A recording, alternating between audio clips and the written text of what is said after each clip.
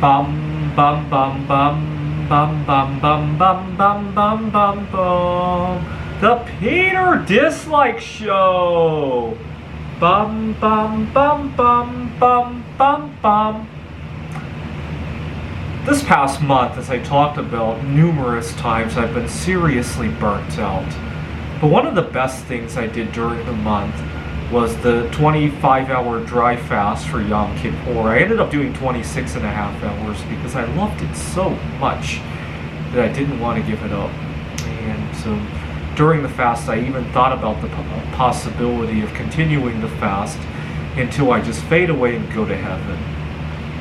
You know, I think one day my life is going to end in a fast like that because I just think that's a really romantic way to go. It's not dreadful, right? A lot of diseases, I've had elderly family members who had incontinence. Oh my God, if I ever develop incontinence due to age, I'm going. I'm not going to live around that, right? It's bad enough to live with somebody who has that kind of problem, let alone be that person.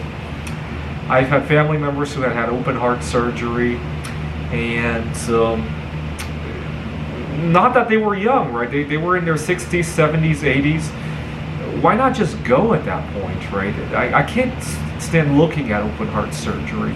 Part of the reason I started leading a healthier lifestyle was that when I was a teenager, I used to love to watch TLC, the Learning Channel, and they often like to show open heart surgery, brain surgery, and I'm like, oh my God, I would feel pain just watching it.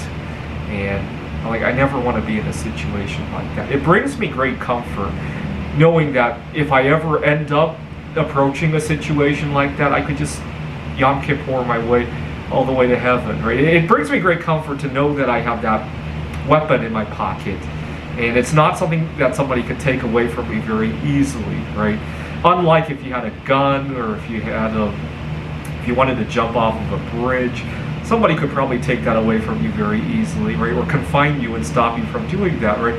Even if I got confined, nobody could take away dry fasting. Not very easily, at least, right? A lot harder than the other ones, right?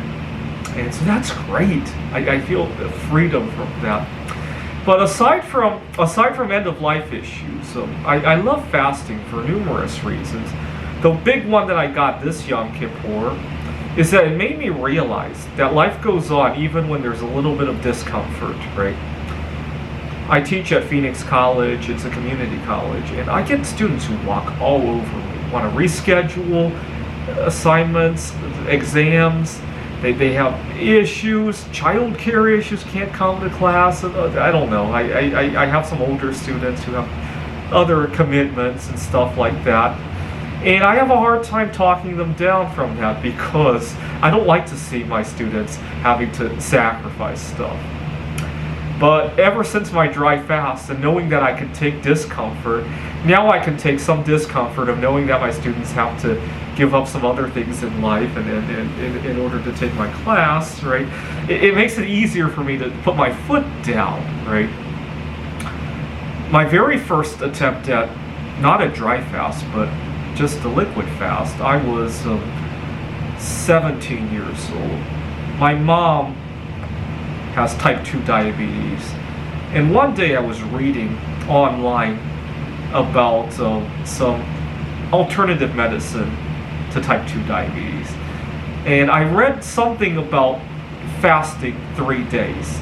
My mom didn't believe it, and she, at the time, I think she has changed her mind now, but at the time she believed in Western medicine, and she didn't want to listen to any of this alternative crap. And so I decided to fast 3 days, just to show my mom that it was even possible. It did not go well. You gotta understand, at the time I didn't have the kind of body that I did today with years of healthy eating under my belt, right? And so by the second day of the fast, things were already quickly going sideways. And so I was on my I wanted to show my mom all of this was possible, so I planned to fast 3 days and get plenty of exercise, go out for walks every day. But one day on the way back from my walk, it was clear this is not going to go well. I go into we lived in Pittsburgh. There's a Giant Eagle grocery store. I go in there, and wouldn't you know it, the guy in front of me is elderly and doesn't speak English very well. He's very slowly moving stuff onto the conveyor belt at the grocery store. This would have been in 2004, long before we had self-checkout, long before all this wonderful technology. And so I jumped in and helped him move his stuff from his shopping cart to the conveyor belt, and this really upset him. This guy probably was, I want to say, in his 60s or 70s, and probably didn't want to feel like he was weak or anything like that.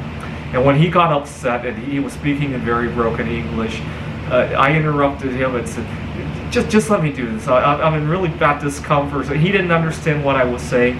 And when he didn't understand English, it made me really frustrated. And I said, why don't you just move back to your home country? I think he would have been Korean or whatever. And this really upset everybody behind me in line.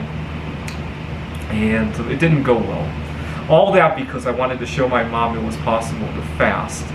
And after I ate, I felt better, and I went home to tell my mom what had happened, and she got even more upset, and she swore away from the traditional, the alternative medicine, because she thought it was making me crazy. And so that was my first touch with intermittent fasting. And I think that contributed to me never wanting to fast again, and as a result, I ended up developing binge eating problems until, well, just before the year before COVID, I lost 2 jobs over my binge eating compulsions. During COVID, I realized how big of a burden I was to society when I was eating so much, and hence my recent fascination with having a healthy relationship with food, including a 16-hour liquids fast every day, occasionally a dry fast. This is the Peter Dislike Show. Bum bum bum bum bum bum bum bum bum bum bum bum. The Peter Dislike Show. Bum bum bum bum bum bum bum.